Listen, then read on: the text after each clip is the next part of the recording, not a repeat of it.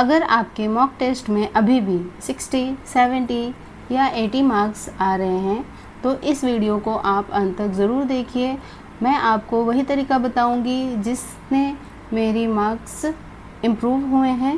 नमस्कार दोस्तों, स्वागत है आप सभी का स्टडी विद सुमन में।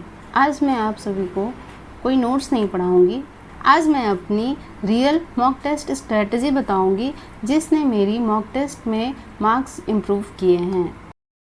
आज मैं अपनी मॉक टेस्ट स्ट्रेटजी बताऊंगी जिसने मेरी तैयारी को बेहतर बनाया है। मैं रोज़ टेस्ट नहीं देती थी, मैं पहले टॉपिक पढ़ती थी, फिर उस टॉपिक के अनुसार टेस्ट देती थी। इससे मुझे पता चलता था कि किस टॉपिक में मुझे कमज़ोरी है और कौन सी टॉपिक की कितनी तैयारी हुई है। टेस्ट ख़त्म होने के बाद मैं सिर्फ स्कोर नहीं देखती थी, स्कोर से सिर्फ नंबर पता चलता है।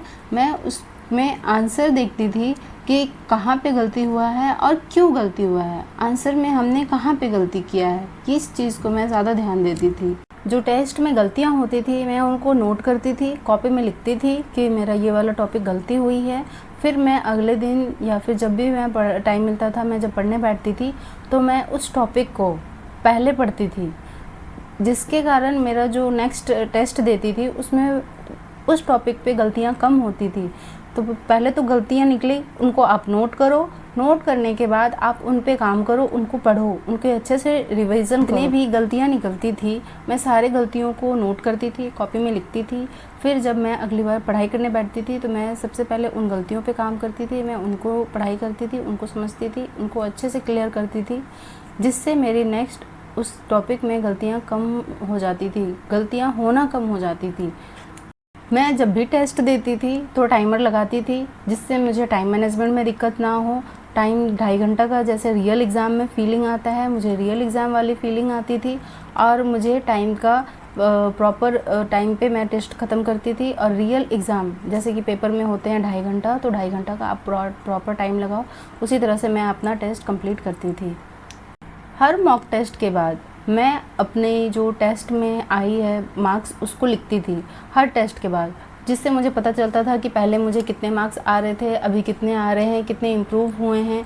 तो मेरे पहले मार्क्स 60 आती थी, फिर 70 आने लगे, फिर 80 आने लगे, 90 आने लगे, 100, 111, 112, इस तरह से इम्प्रूव करते गई। तो आप भी इस तरह से टेस्ट लगाइए, आपके भी इम्प्रूव होंगे। टेस्ट में इस तरह से मार्क्स इम्प्रूव होना, खुद को कॉन्फिडेंस होता है, पढ़ाई करने का और मन करता है कि हाँ मुझे मेरे मार्क्स में इम्प्रूव हो रहे हैं, तो और भी ध्यान लगता है पढ़ने में। अगर आप भी सीटेट 2026 की तैयारी कर रहे हैं तो आप कमेंट करके ज़रूर बताइए कि आपके मॉक टेस्ट में कितने मार्क्स आ रहे हैं और आप नोट कर रहे हैं कि नहीं कर रहे हैं। और अगर आपको वीडियो पसंद आई है तो प्लीज़ वीडियो को लाइक करिए और चैनल को सब्सक्राइब ज़रूर करिएगा। Thank you watching my video.